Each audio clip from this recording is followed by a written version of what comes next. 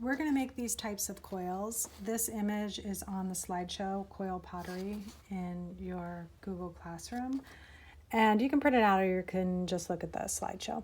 So first I'm going to show you how to make a coil. We will have about a softball size of clay. I have it in a separate place for easy access. It's not in my bag because then the clay in my bag can stay safe and moist and not dry out. I have a little bit of water. I have something to cut with. My fettling knife, plastic knife, pin tool works. And I also have a paintbrush just in case I'm doing any small where I can't get my fingers. I already have some work over here that I've been working on. And I'm going to show you how, if you take some of your clay, you're going to roll out your first coil.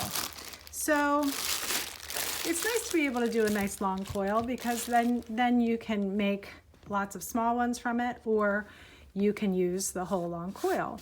You don't want them to be much thicker than 1/4 inch or much thinner than this. I don't even know, this is maybe 1/8 of an inch, and then this one's maybe 1/4 of an inch.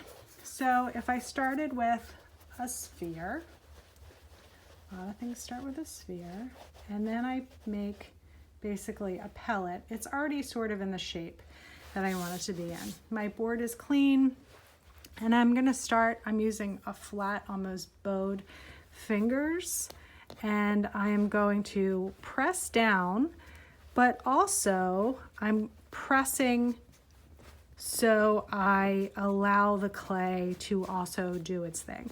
So if I press too hard, I get those flat planes happening on my coil, and then it's not a coil. That happens to me all the time. If I don't press hard enough, nothing happens. So it's finding that relationship. So you will go from side to side and up and down, and you can see I have little places in my coil that aren't so great, but those are like weak spots, and I can cut those out. I literally can just pull them apart if they're too thin. So this is not a bad coil, that's fine. You want to, when you work on your types of coils, you want to work when they're fresh and just rolled, because if not, they are gonna crack when you start to bend them. So I've made these sort of S shapes.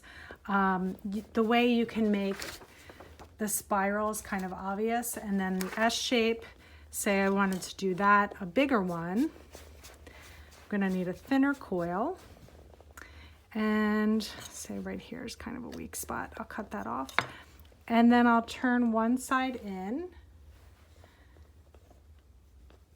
until it's a spiral, and then I'll go the opposite. And I can change it over to make it easier. And you know, it will show some kind of elephant skinny stuff here. If it's cracking, it's not plastic. But you can take, I want you to finish these up with smoothing them out so you don't have those big cracks, because you want to be able to make pieces that you can build with.